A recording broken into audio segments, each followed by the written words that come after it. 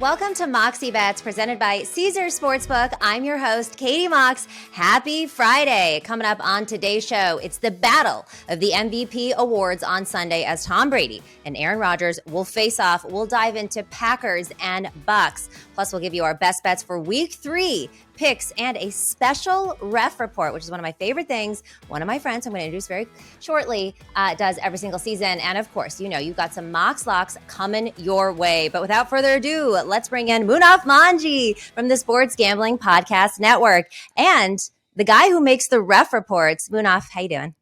I am doing well. Thank you so much. Sorry, thank you so much for having me back on. It's a pleasure always coming and talking to you. And it's NFL season. It's already week 3, Katie. I can't believe it. This season is going to fly by, but so excited to be here. I know. Well, thank you for coming on again. We love having you. And yes, I can't believe it's already week 3, and it does. It goes by so fast. I feel like we wait forever for football to come back, and then it's over in a blink of an eye. But let's go ahead and start things off here and get into the Mox thoughts. So last night, Steelers versus Browns. I had a great night, okay? I went 3-0 in my picks on Wednesday's episodes. If you tuned in, had the over 38, which was a sweat. Thank you, Tomlin, for not going for it on 4th and 1 there. I had Brissett over 17.5 completions. He had 20. The Steelers made Brissett look like he was like an all-pro quarterback. It was just the completions were off the chart. And then I had Trubisky under 12.5 rush yards. He had 7. He had only 1 rush yard for the longest time, and then he kind of went for it, and thank God he tripped after just 6 yards, ended with 7. I had a great night. I thought the Browns were going to win that game. Obviously, there was the touchdown at the end of the game. But Munaf, what'd you think? How did your bets do? You just mentioned it there. That touchdown in the end just, I think, killed a lot of bets last night, Katie. Teasers? It was, yeah. I know a lot of people were on those teasers, teasing the Steelers up to, I think, whether you got it at 10 or 10.5.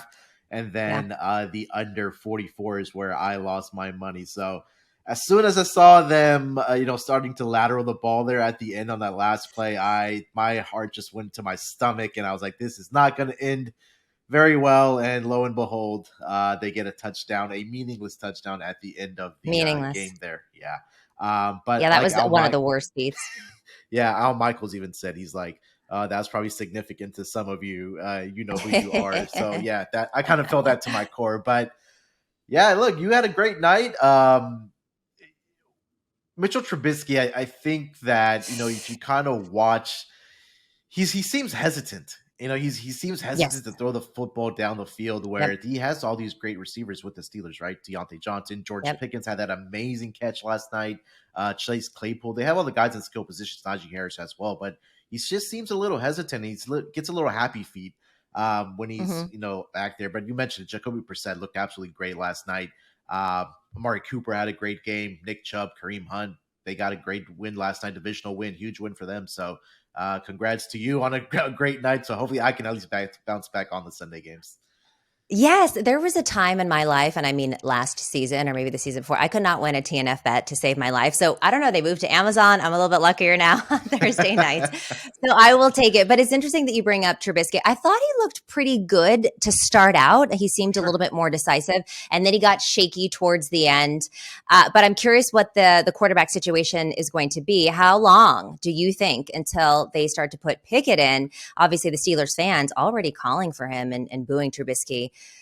I thought he did better than he did in week 2 versus the Patriots last night. And again, started out kind of strong. I thought maybe we were going to see a different Mitch. And there were moments of him being decisive. But for the most part, I feel like he's got maybe 2 more games until they try out Pickett. What do you think?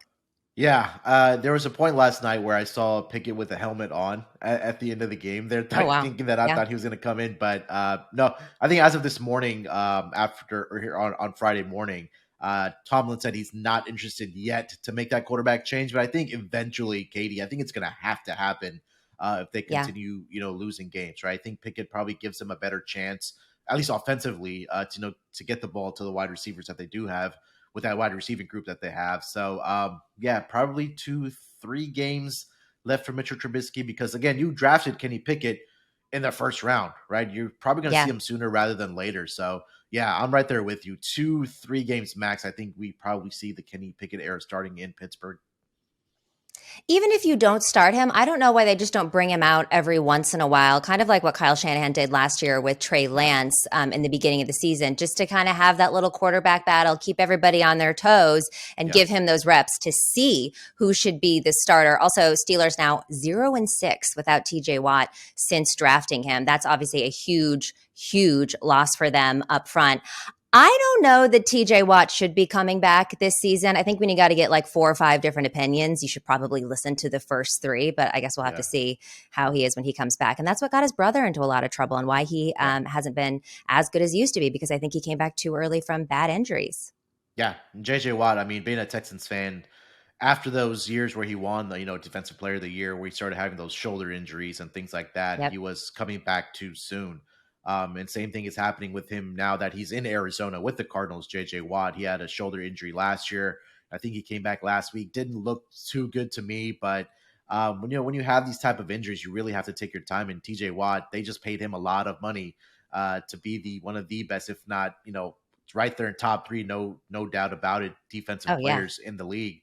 I think that you got to take your time with those type of injuries, especially the difference that TJ Watt makes defensively for the Pittsburgh Steelers. I think last night it was really evident that they didn't have much of a pass rush, and that secondary was just getting absolutely torched by Jacoby Brissett.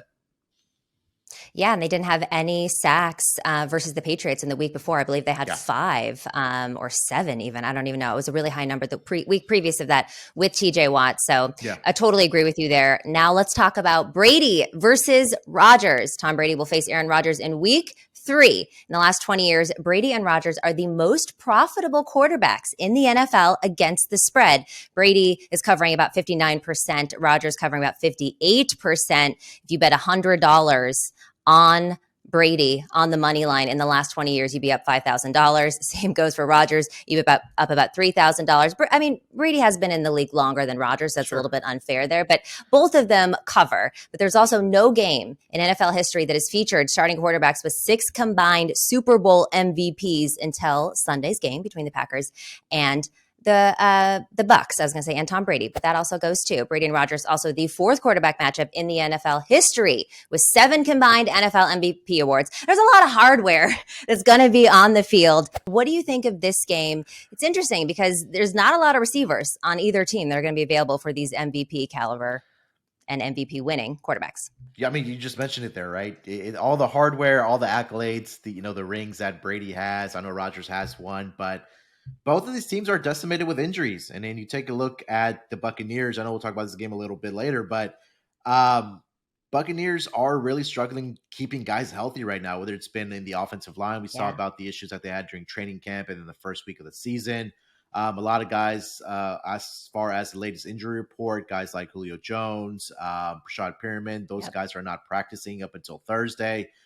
There's also injuries on the Packers side. So we expect when we talk about, teams like the Buccaneers and the Packers and how these quarterbacks are just going to make any throw to any person or any receiver, we expect points. But I think this is going to be more of a rock fight between these two players or in these two teams.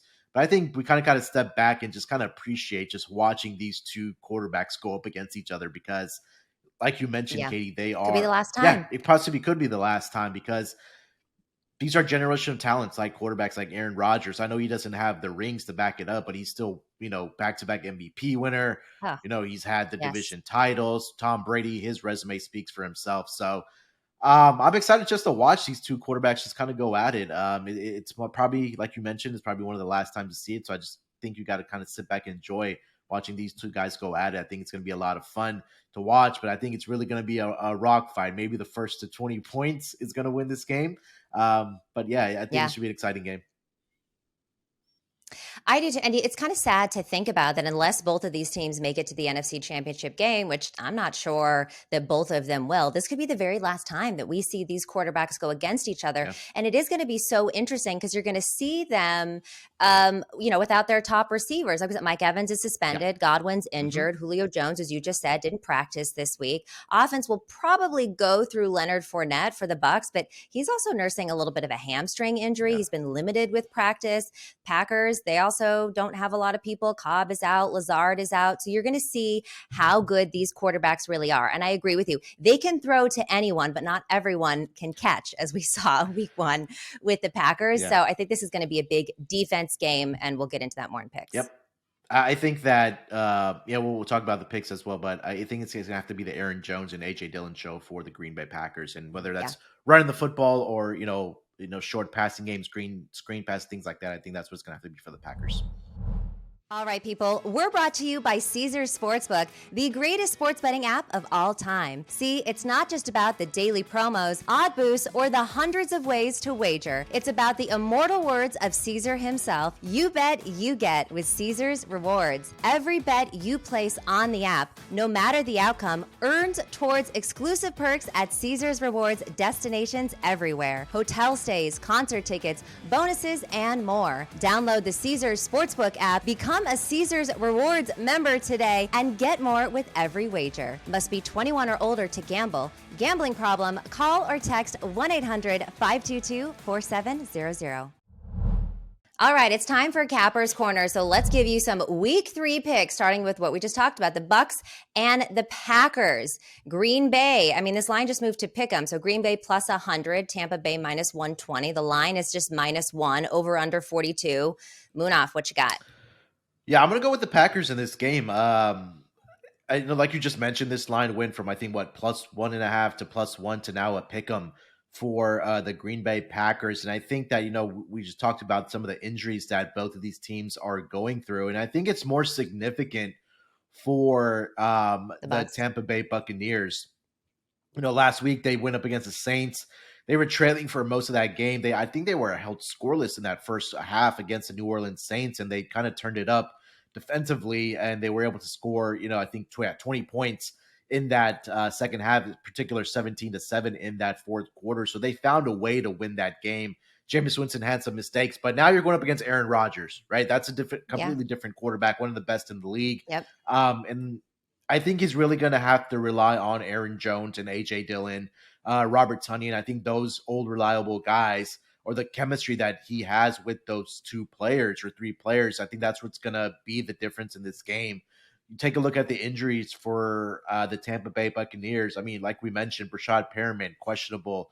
Russell Gage, Leonard Fournette, the hamstring issue we talked about, Julio Jones, Chris Godwin. So that's pretty much your entire offense. Tom Brady's gonna have to rely on Scotty Miller for them to score points or move the ball down the field. So defensively, coming into this season as well for the Packers, I know they had one of the best overall defenses. I know their secondary was rated in the top 5. Their front 7 was rated within the top 10 as well. So I think they find a way to win this game. We're probably looking at a 20-17 type of final here. Mm-hmm. I'm going to go with Aaron Rodgers and the Green Bay Packers here, Katie.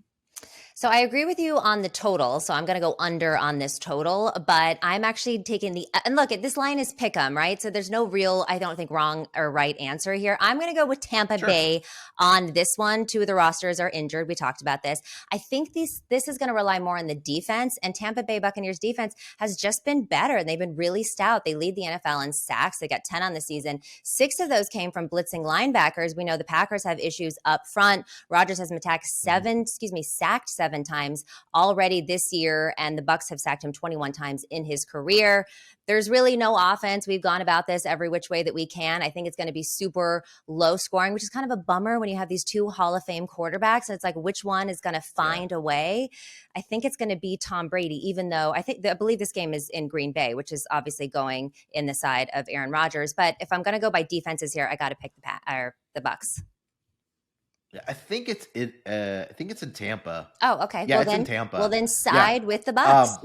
Home field advantage. Yeah, home field advantage for you for sure. And I think that you nailed it. It's crazy to think that, and I kind of do agree with you. I kind of do like the under more in this game now that we're kind of talking it out here. But the first 2 games, 19-3 for the Tampa Bay Buccaneers, 20-10 for the Buccaneers last week. And then, Green Bay's offense, they showed up against Chicago, but we know their narrative there with Aaron Rodgers owning the Chicago Bears. But now you're going up against a much better defense here in the Tampa Bay Buccaneers, like you mentioned. So I think, I do like the total more in this game versus a side. So, but I'm going to go with Aaron Rodgers, but under 42, I think seems like a better bet in this game here, Katie. All right, so we agree on one thing, and then we'll see who prevails in the next. Let's move on. Kansas City at Indianapolis. Kansas City minus 240 on the money line. If you feel like taking Indy, they're plus 196. This spread is 5.5. There's been some live movement there. It was at 7 at one point, over under 50.5. Mm-hmm. Chiefs, of course, coming off that 27-24 win versus the Chargers. They were the 4-point home favorite. They did not cover because, thank you to Herbert there for the backdoor cover in that game. The Chiefs have the most wins without covering since 2018. As good as they are, they're not that great against the spread. Patrick Mahomes, 7 pass touchdowns, 0 interceptions this season. The man is on a mission to prove he does not need Tyreek Hill. This is the 3rd season with 7+ passes and no interceptions in weeks 1 and 2. Colts coming off 24-0 upset loss at the Jaguars is 3-point road favorites. Colts under the total in 7 straight games. It's the longest active streak in the NFL. All 7 games in that streak had a 44 total of points or fewer. What do you think of this game? I feel like this has the makings of a trap game, and I think we're going to be on the same side here. What do you think? Yeah, I think that this is going to be the game where the public is all over the Chiefs here in this game, especially now that it's less than a touchdown, right? Like you mentioned, it opened up at 7. I think we saw some sharp money come in on the Colts in this game at +7, which has driven this number down to +5.5 for the Colts. And I think that, Colts have not looked good in the first 2 weeks, right? No. They played the Texans in the week 1. That ended up in a tie. Last week got shut out by the Jaguars, like you mentioned there. But the one thing that you did mention there, Katie, is that Chiefs win games, but they don't cover the numbers. No. Ever since Patrick Mahomes took over as a starting quarterback in 2018, piling up the wins for sure, but in situations where they are an away favorite under Patrick Mahomes, they're only 14-13 against the spread, which is about 51 points, some odd percent.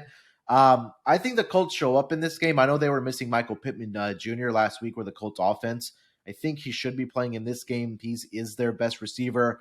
I think they're really going to have to rely on the running game here with Jonathan Taylor, feed him the ball, and try to keep Patrick Mahomes off the field.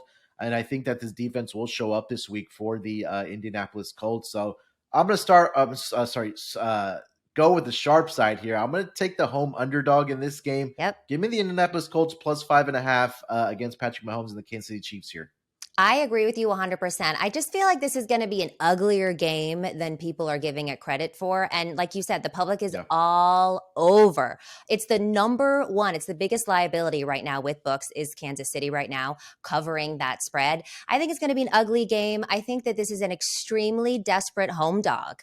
And they're not going to want to go down 0-3. You touched on it. The Colts need to reestablish the run game. What they were good at last season was the run game, getting Jonathan Taylor activated. And then also their O-line. Their O-line really needs to step up and protect Matt Ryan a little bit better. Yeah. They've got to be better up front. I think they fixed those 2 things.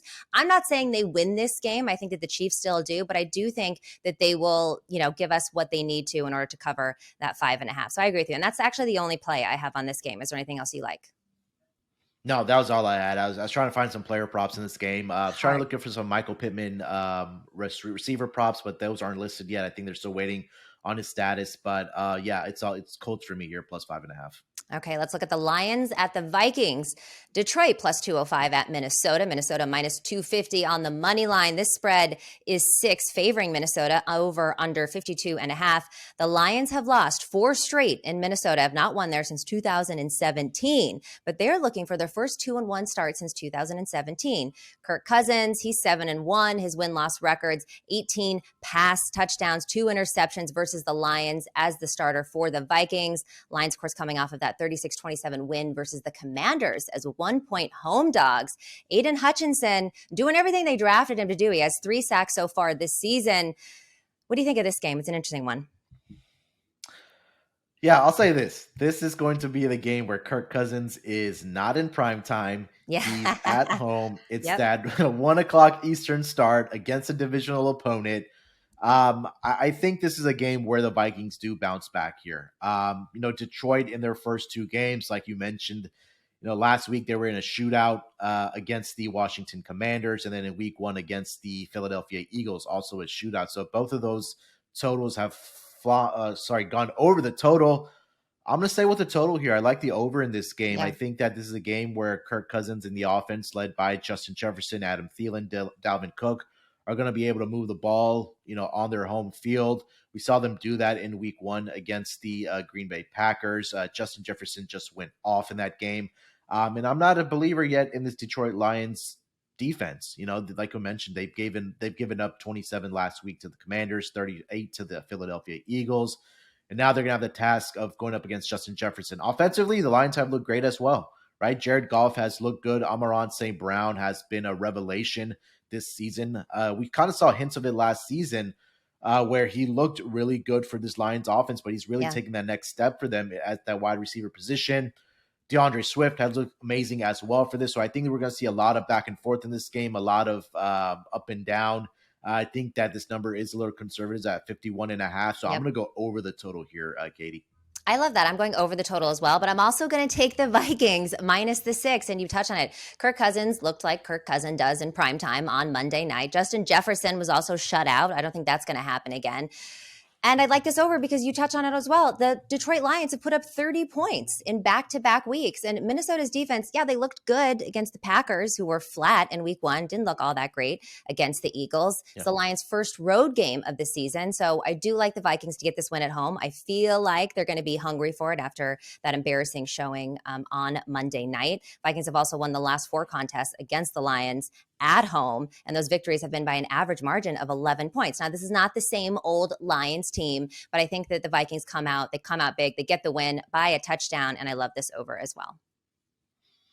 Yeah, and also do like a player prop in this game. Justin Jefferson, like I mentioned, he's had 4 career games against the Detroit Lions, and in 3 of those 4 games, he's had at least 120 or more receiving yards for the Minnesota Vikings. And like you mentioned last week, didn't have a great game in that primetime game. But again, you're back home. You're in that 1 p.m. Eastern start time where Kirk Cousins is comfortable for whatever reason. So I think this is a game where he gets at least 100 receiving yards, if not more. And like I mentioned, he's done it in 3 out of his 4 games against the Detroit Lions. So I think that's going to continue here for Justin Jefferson. So I'm also going to take Justin Jefferson over 97.5 receiving yards. You can find that over on Caesars Sportsbook. I love that. I'm going to tail that one with you. Moving on, the Rams at the Cardinals, big NFC West showdown. Rams are favored by 3.5 here, over under 48.5, which is kind of interesting for these two offenses. Matthew Stafford, 22 interceptions since the start of the season. My name wouldn't be Katie Mox if I wasn't going to take a Matthew Stafford interception in this game. But, what do you think of this one? Yeah, this is going to be a fun divisional matchup here. But I think the one thing that does kind of stick out to me is I think the Rams, obviously, I think are the better team. I know they haven't looked like it in the first 2 weeks. They got blown out in their season opener of the NFL season opening game against the Buffalo Bills. Last week, they had the cover, but they almost let the Falcons win that game. But fortunately for the Rams, they got the victory there. But one thing that really did stick out to me, Katie, is that since Sean McVay has become the head coach of the Los Angeles Rams and going up against Cliff Kingsbury, Sean McVay is 6-1 straight up against the Cardinals with Kingsbury as the head coach. He's also 5-1-1 against the spread as the head coach, going up against Cliff Kingsbury there, an average cover margin of 9 points per game. So last week, I think was it maybe a game where they got a little bit fortunate, where they had to come from behind and win that game against the Raiders? Look, Kyler Murray looked great in that game. He did what he had to do for them to kind of come back and win that game.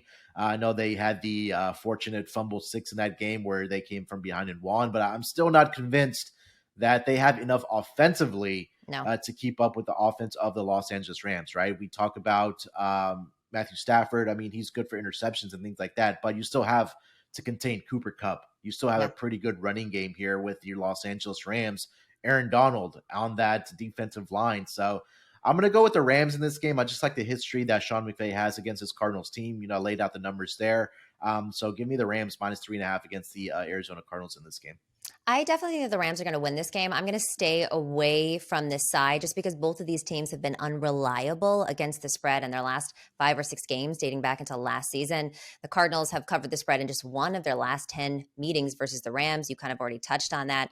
And I like the over in this game. The Rams have scored at least 30 points 8 times along that stretch. Rams also put up 31 points versus Atlanta last week. Cards with that 20-point comeback in the fourth. So I love the over in this game. 48 seems kind of low to me with both of these offenses. And, I'm going to take Stafford to throw a pick. It's a little bit juicy right now. I think it's at minus 142. So I get it. Throw it in a parlay if you need to. But it's free money. It's free money. I mean, this guy had 17 interceptions last season. He's got 5 total already in 2 games. It's the best bet. It's the easiest bet in football for Stafford to throw an interception. Yeah, the markets are finally starting to catch up on this, right? Yeah. Like you mentioned, it's getting juicy now at minus, north of minus 130, minus 140 now. So I think the books hadn't caught up to that number. But I also have a player prop in this game. Looking at the tight end position for the Los Angeles Rams, Tyler Higbee, I'm going to go over 44.5 receiving yards. Okay. And it's been one thing for me, what I've been tracking here is that tight ends going up against the Cardinals, right? In week 1, they went up against Travis Kelce. I mean, the best the tight end in the game. I think there's no argument there, but he had 8 receptions, 121 yards against the Arizona Cardinals. But even last week, Darren Waller had 6 receptions on 8 targets from Derek Carr. He also had 50 receiving yards in that game, but also Foster Moreau for the Raiders last week against this Cardinals defense. He had 3 receptions for 30 yards. And Tyler Higbee has been involved in this offense for the Los Angeles Rams. A lot of the attention does go to a guy like Cooper Kupp.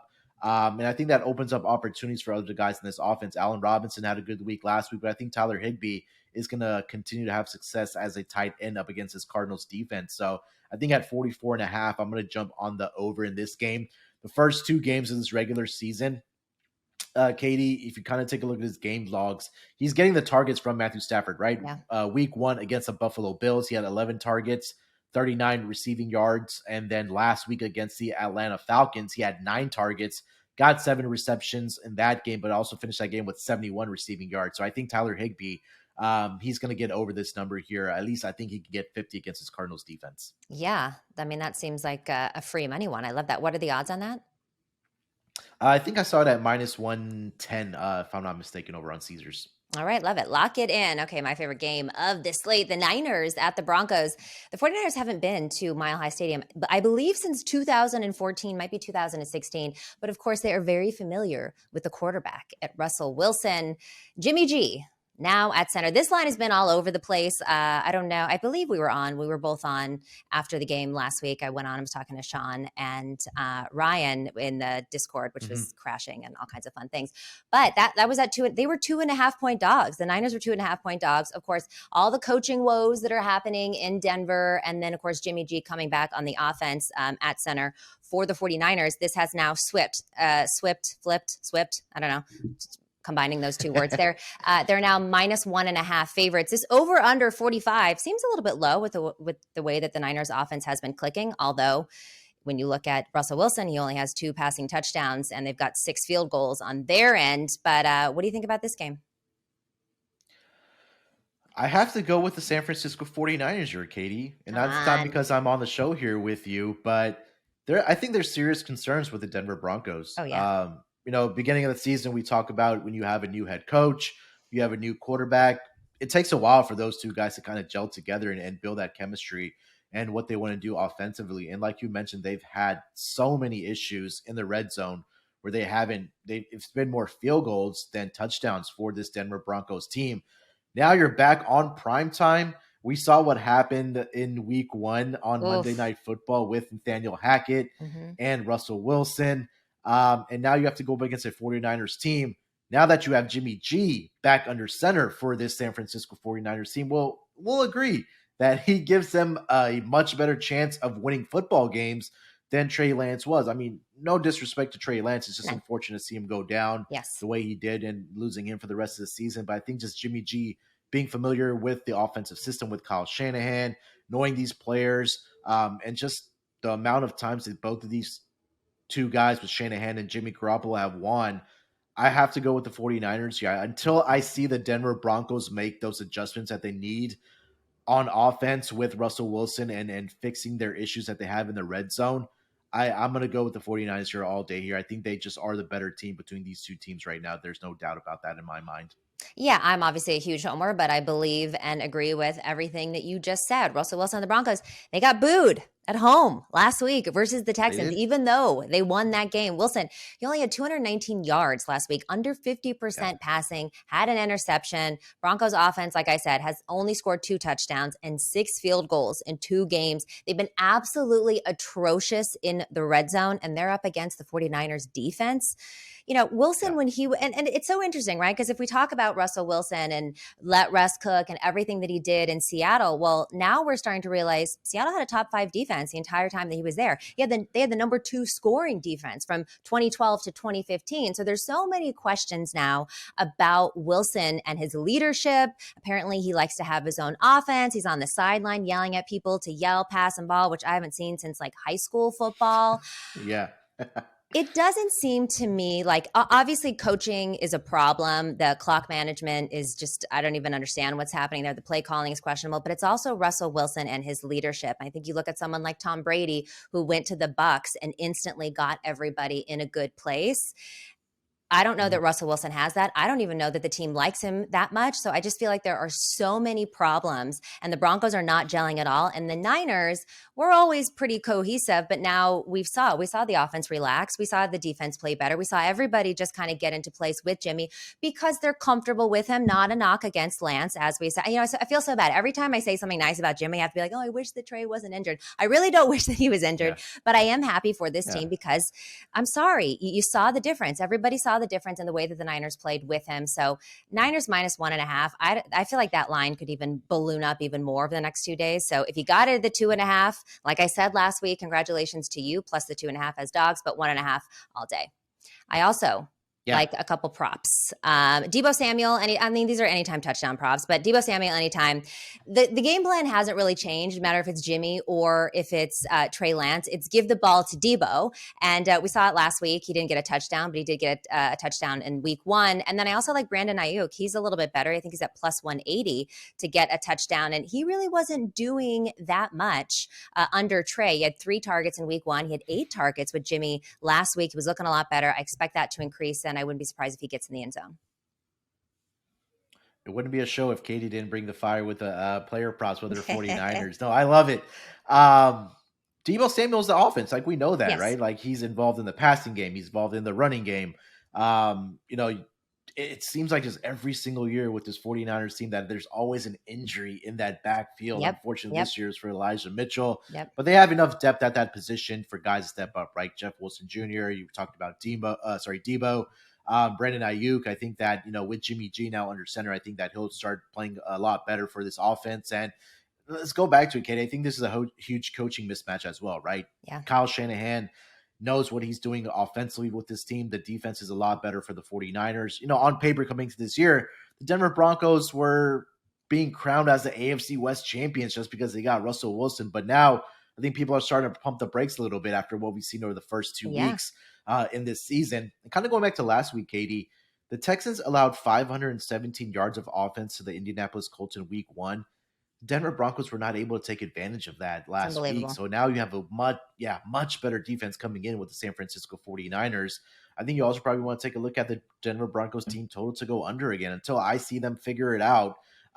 There's no way I can back this offense. So 49ers all day on Sunday Night Football. I love those props that you give out as well. Well, and you know, when you talk about the coaching, when we saw Jimmy G last week, he was airing it out more than we've seen him for a long time. Now, of course, that playbook was for Trey Lance. So my hope is that Kyle allows Jimmy to throw the ball because, you know, a lot of people keep saying like, oh, Jimmy never throws it. It's run. Some of that isn't his fault. You know what I mean? He gets the game plan. He does what he's told to do.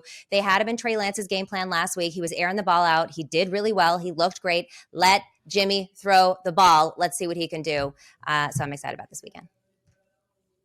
100%. Yeah, let's go 49ers. I love this pick for this Sunday Night Football game. And Deebo, I think that there's one more prop I did want to throw at you. If you can find Deebo's rushing yards to go over, I think that he's been utilized a lot more in the running game for this 49ers offense so far this season versus in the passing game. So if I'm not if I'm not speaking, I think I saw that at 31.5 over on Ooh, that's Caesar. So I low. love that over as well. Yeah. Hell yeah. Let's go.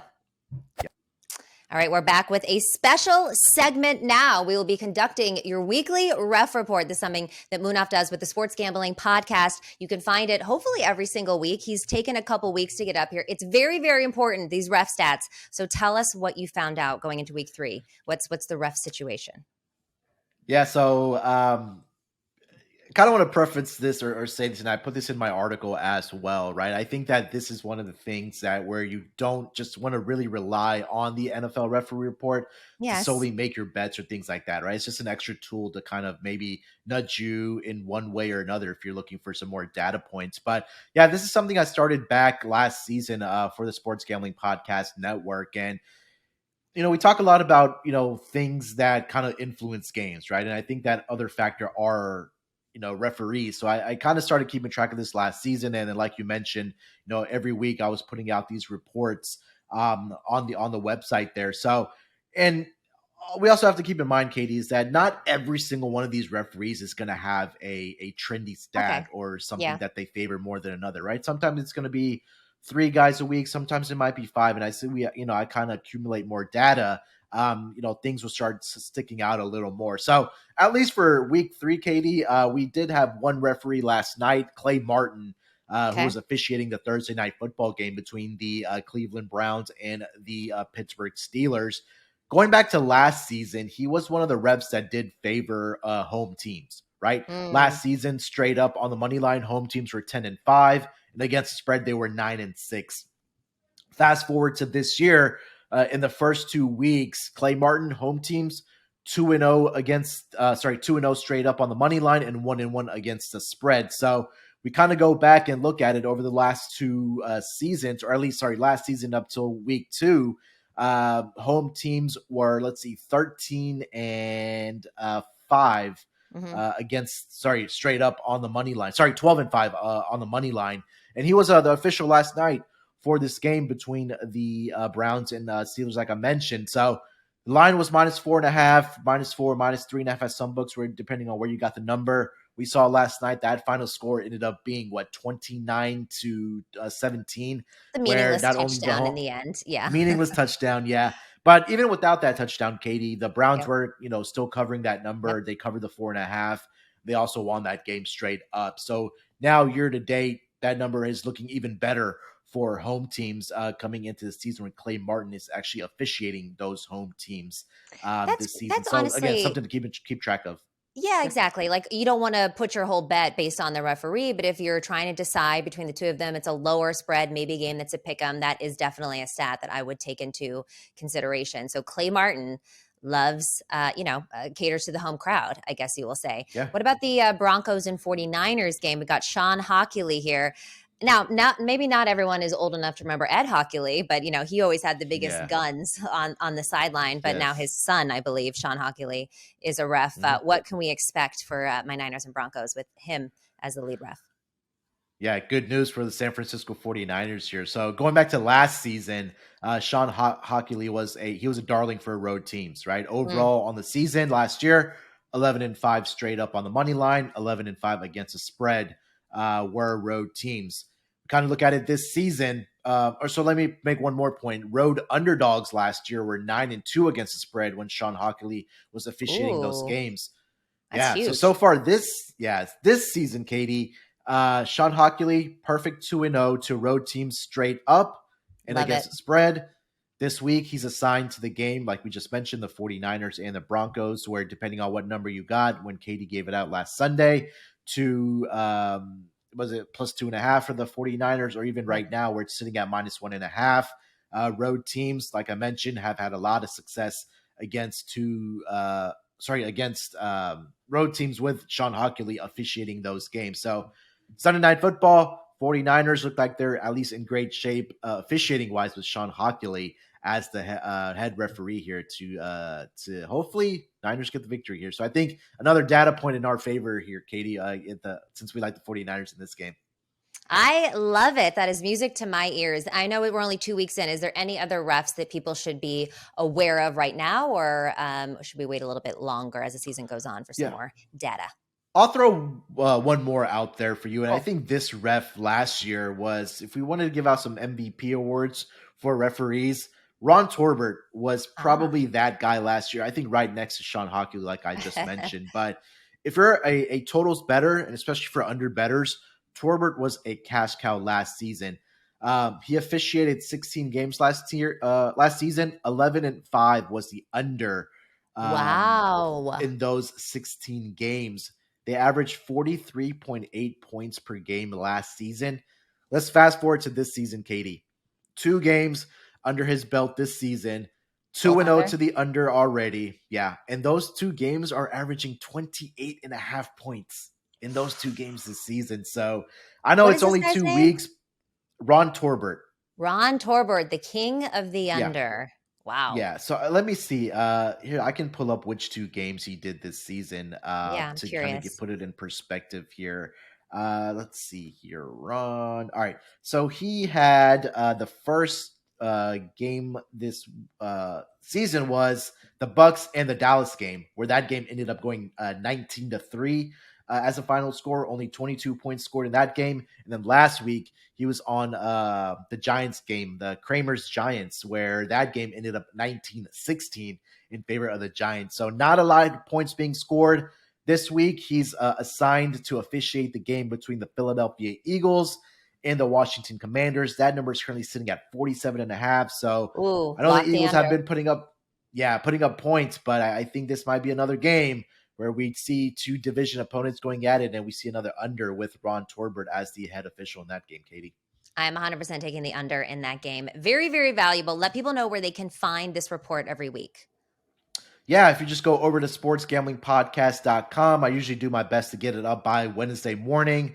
You can also find it on my Twitter. I tweet it out there at sportsnerd824. But again, just make sure to head over to sportsgamblingpodcast.com to get that referee report. And I will do my very, very best to get that up by at latest Wednesday afternoon.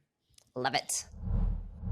Those are some of our best NFL picks. Let's check in with Greg McElroy from the Always College Football Podcast for his best college football bets for this weekend.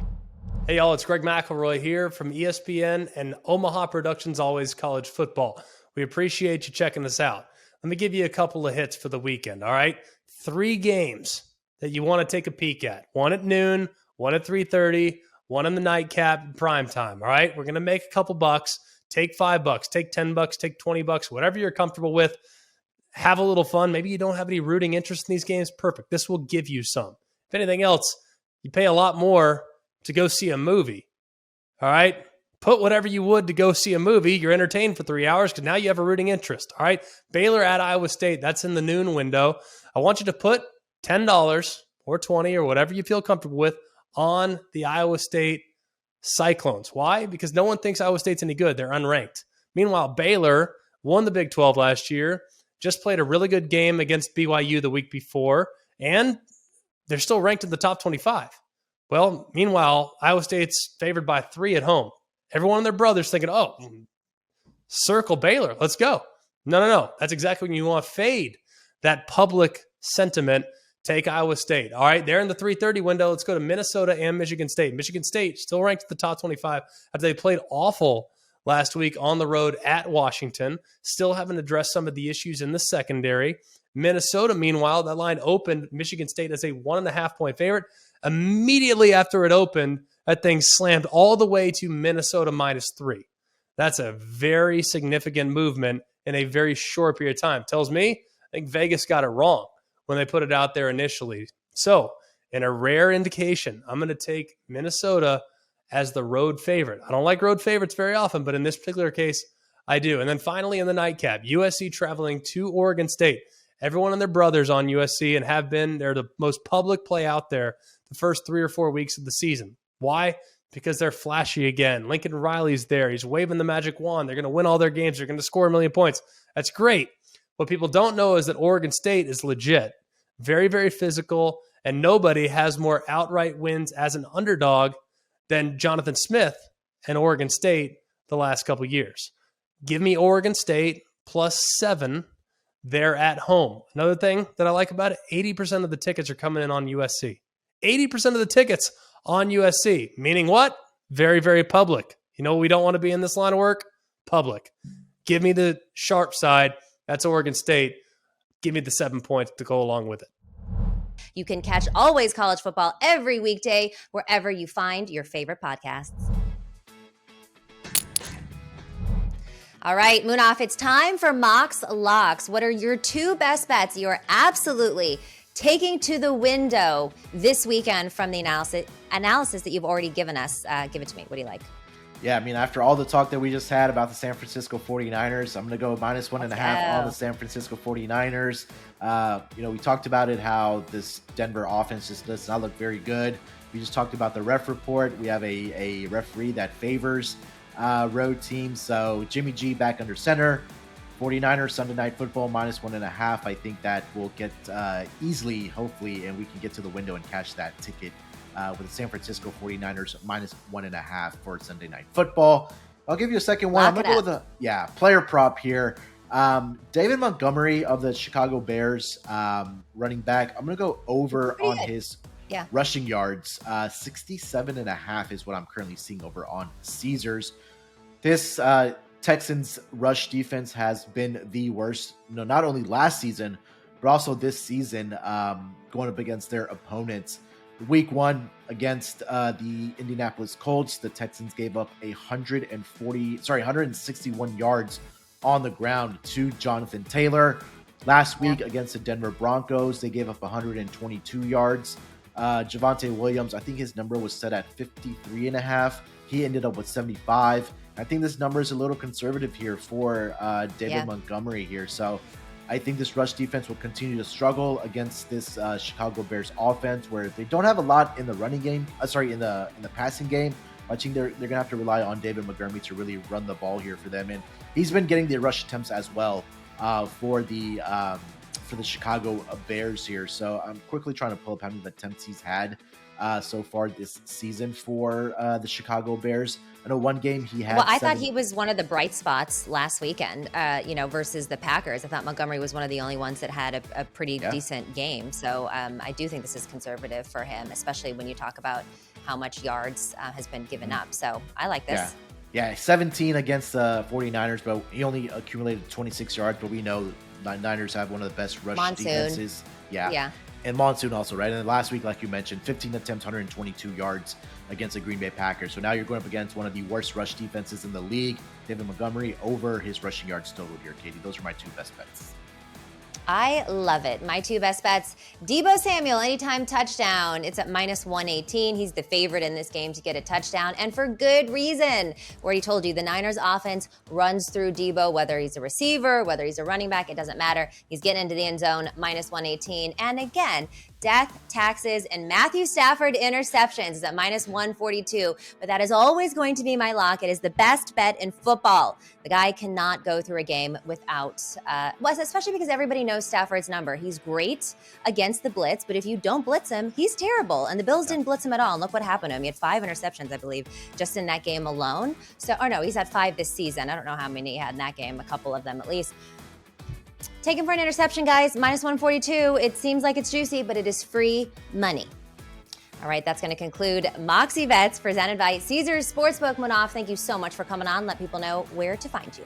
Yeah, you can find all of my work over on the Sports Gambling Podcast Network, NFL Gambling Podcast, the Propcast, where we talk about player props, NBA right around the corner. The NBA Gambling Podcast going to be firing up, and also MLB as we kind of wind down the season and get ready for the playoffs. But you can follow me on Twitter as well, at SportsNerd824. All my work is up there on my Twitter. But this was a lot of fun, Katie. Thank you so much for having me on.